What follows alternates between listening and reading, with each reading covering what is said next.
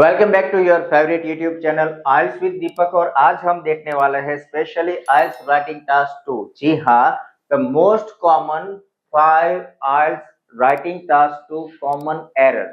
ऐसी कौन सी एरर्स है, ऐसी कौन सी मिस्टेक्स है जो हम करते हैं और हमारा जो स्कोर है, जो हम एक्सपेक्ट करते हैं, उससे कम आता है।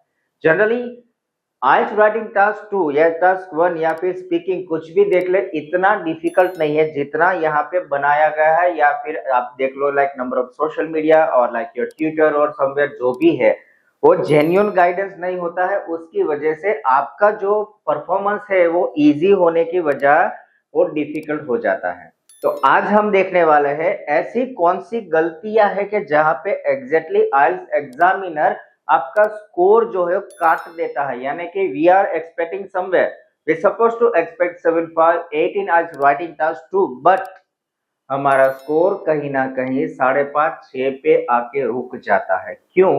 सो there are number of mistakes, बहुत सारी गलतियां होती है, लेकिन उनमें से मैंने कुछ ऐसी 5 कॉमन एरर निकाली है। तो वो 5 कौन सी गलतियां है, let's check it one by one.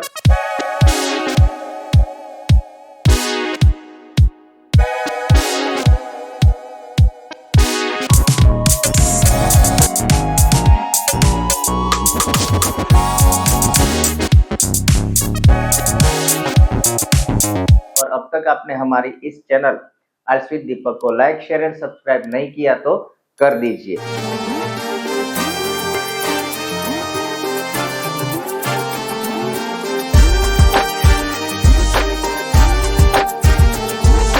Let's move to the first error. उनमें से the first common error that I have noticed so far in my career in a teaching or training the IELTS student, the first common error is misunderstanding the essay type, यानी कि task response की error आती है। कैसे? कहीं बच्चे जो है कि ऐसे को पूरा नहीं पढ़ते, सिर्फ और सिर्फ क्या है कि उसका जो स्टेटमेंट है वो पढ़ लेते हैं, लेकिन एग्जैक्टली ऐसे कौन सा है, whether it is 2 part question, problem solution है, वेट आउट वेट है, एडवांटेज डिसएडवांटेज ऐसे है, डिस्कशन टाइप ऐसे है, वो समझते नहीं है या फिर बिना पढ़े सीधा लिखना शुरू कर देते हैं। And because of that, without checking the proper task, I would say without checking the proper type of the essay, जब हम लिखना शुरू करते हैं तो हमारा स्कोर है ऑब्वियसली कट जाएगा, हमारा जो स्कोर है वो रिड्यूस हो जाता है। तो आपको खास याद रखना है, इतना डिफिकल्ट भी नहीं है। जो टॉपिक है हमें मेंटेन करना हो तो इतना डिफिकल्ट भी नहीं, it is quite easy to maintain और it is quite easy. What we need is focus. अब जब भी ऐसे पढ़ते हो, the question that you are reading, you will have to focus on 2 thing. First one, you will have to look at the statement which is given, like there are so many problems being faced by the world and among them so and so, so discuss advantages and disadvantages। Means के आपको statement भी पढ़ना है और उसके साथ साथ आपको क्या रिस्पॉन्स देना है, रिस्पॉन्स की क्या डिमांड है वो भी पढ़ना है। और आप जब भी ब्रेनस्टॉर्मिंग करो, ब्रेनस्टॉर्मिंग के टाइम आप दोनों चीजें याद रखेंगे, इट इज क्वाइट इजी। ये सभी मैंने देखा है कि मोस्टली आई वुड से 20 to 30% of the students response मैंने जो देखे हैं, चेक किए सो फार इन माय करियर, यहाँ पे गलती होती है। तो आप ये गलती नहीं करोगे। That is the most common error that the task response.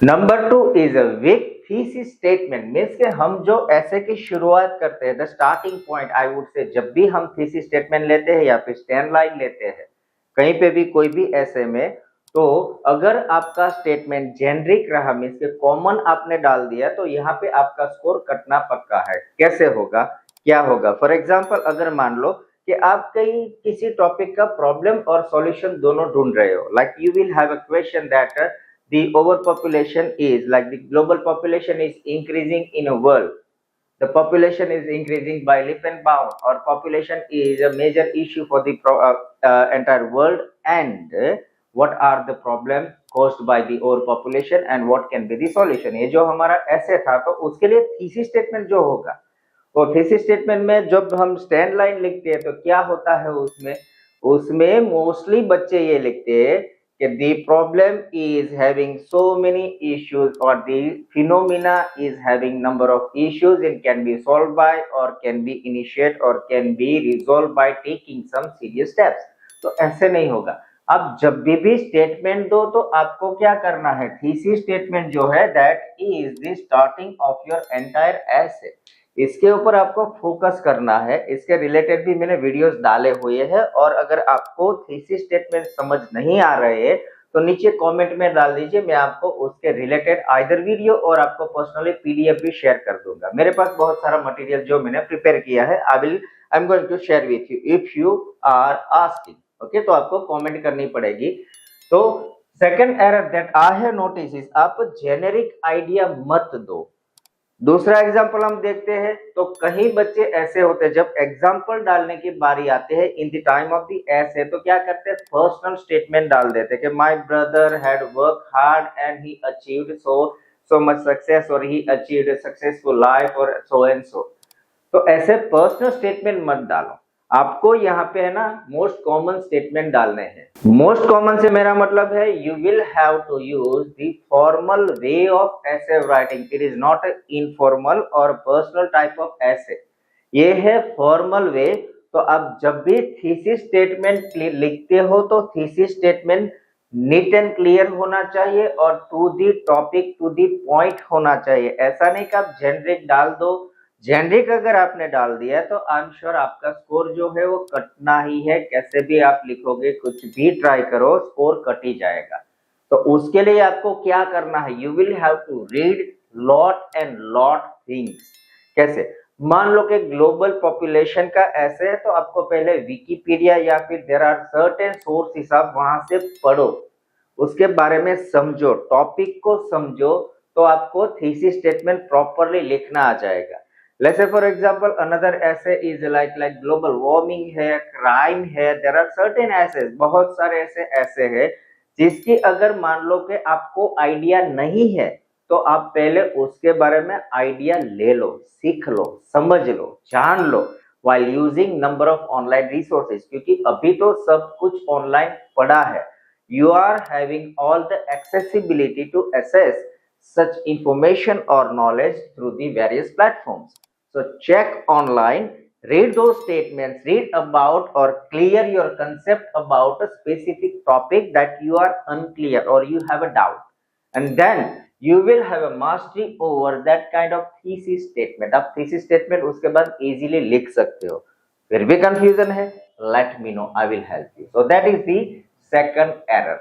Number 3, the most common error among them, number 3 is overusing either or misusing linking word. जो ये हमारे लिंकिंग वर्ड्स है that are the cohesive devices, जो हम ऐसे में क्या करते हैं, तो कोहेजन क्लियर करने के लिए, कोहेजन मेंटेन करने के लिए लिंकिंग वर्ड्स यूज करते हैं। द लिंकर्स, बहुत सारे लिंकर्स है, सभी बच्चे अपने हिसाब से यूज करते हैं, या फिर ऐसा नहीं कि आपको यही वर्ड यूज करना है। You can use any sort of linking words that you have your own freedom। आप अपने लिंकिंग वर्ड्स डिजाइन करो, अपने लिंकिंग वर्ड ही यूज करो, that I advise you personally. But आपको एक ध्यान रखना है, वो क्या है कि do not over use it. After every sentence आपको लिंकिंग वर्ड नहीं डालने हैं।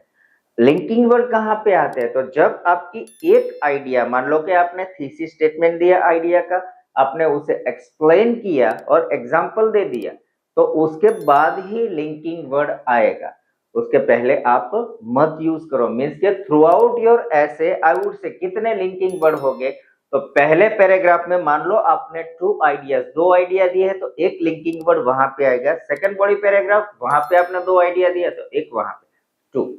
Maximum you can use either 2 और 3 लिंकिंग वर्ड। कौन से है, like firstly, secondly, additional, furthermore, moreover, to explain it, to elaborate it, there are certain sort of linking word। उसके related मैंने बहुत सारे शॉर्ट्स या फिर वीडियोस भी मेरी यूट्यूब चैनल में डाले हैं, आप देख सकते हो।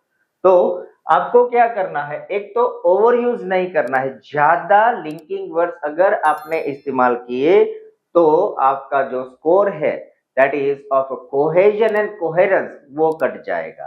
आपको क्या करना है, सिर्फ जब भी आपको एक आइडिया आपने शुरू की वो खत्म होती है और दूसरी शुरू करते हो, when you start writing your second idea, तब भी आपको लिंकिंग वर्ड यूज करने हैं।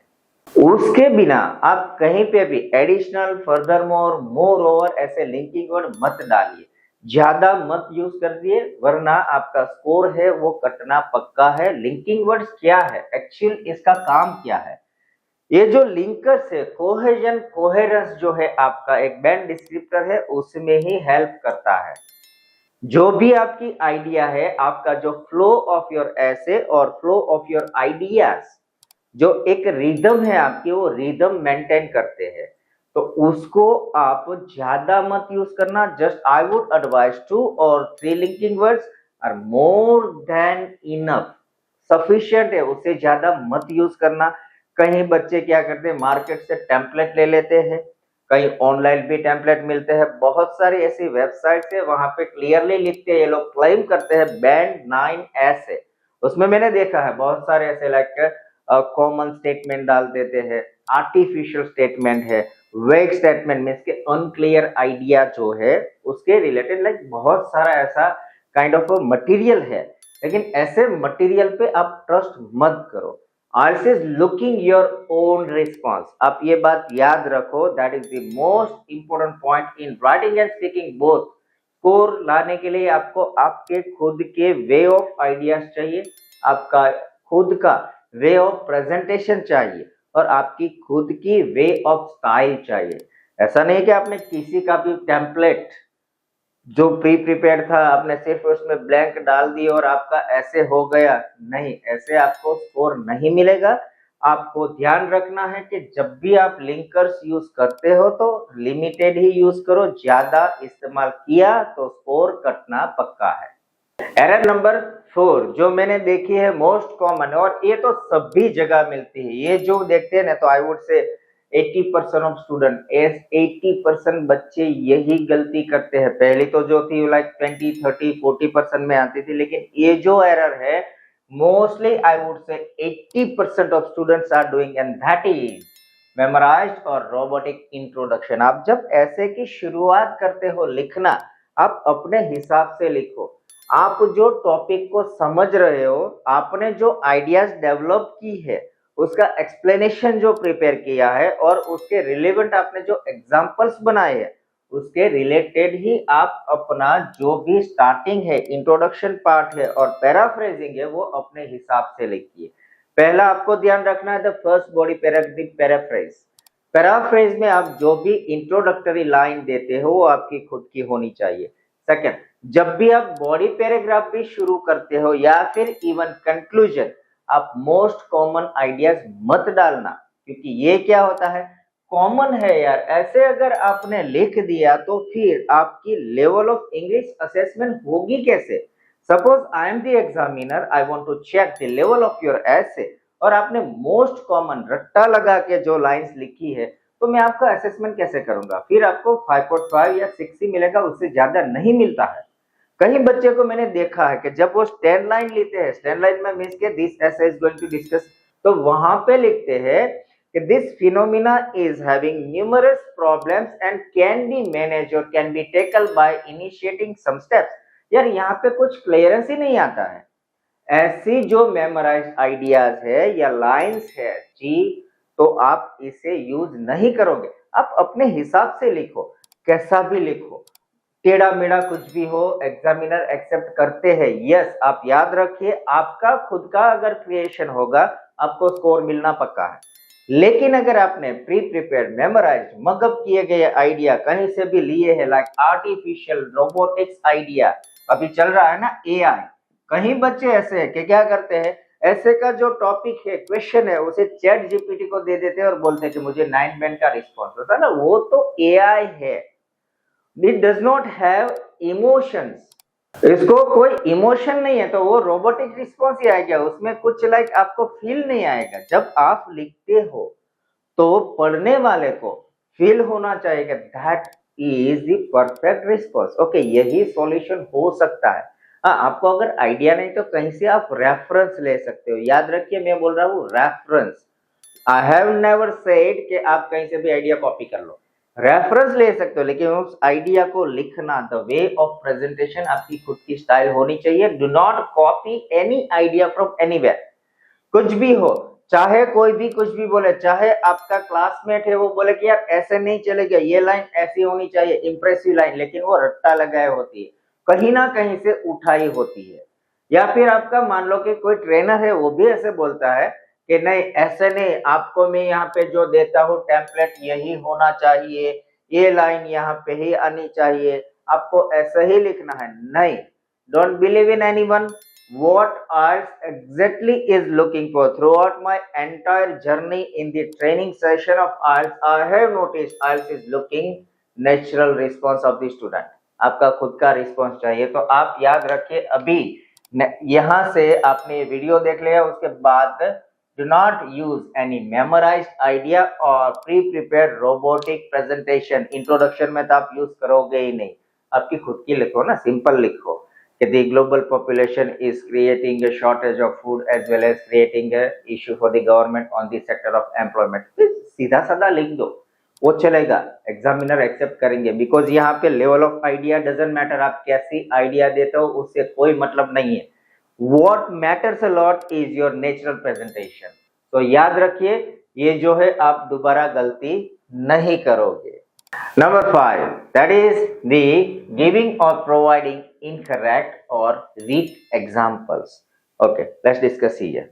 जो एग्जाम्पल से हमारा जो ऐसे का फॉर्मेट है, हम वो क्या करते हैं, ऐसे लिखते हैं कि IEE हमारा जो फॉर्मेट है, that is somewhere here that, के पहले हम आइडिया देते हैं, फिर उसको हम एक्सप्लेन करते हैं एंड विथ सपोर्टिव एग्जाम्पल्स। तो जब एग्जाम्पल का टाइम आता है तो एग्जाम्पल जो है, बहुत सारे बच्चे ऐसे होते हैं जो इनफॉर्मल दे देते हैं। फॉर एग्जाम्पल, ऐसे for example importance of education के रिलेटेड एक ऐसे है, वहां पे like what is the importance of essay in human life, or why we should study higher, or why should have higher level of education to enhance or upskill our level of life or level of like kind of anything. तो यहाँ पे जो है, एक मैंने बहुत सारे ऐसे देखे हैं बच्चे के रिस्पॉन्सेस, वहां पे वो ऐसे लिखते हैं कि my brother studied hard and he achieved a good job, this is why or that's why education is important. तो ये तो पर्सनल एग्जाम्पल हुआ ना, ऐसे नहीं।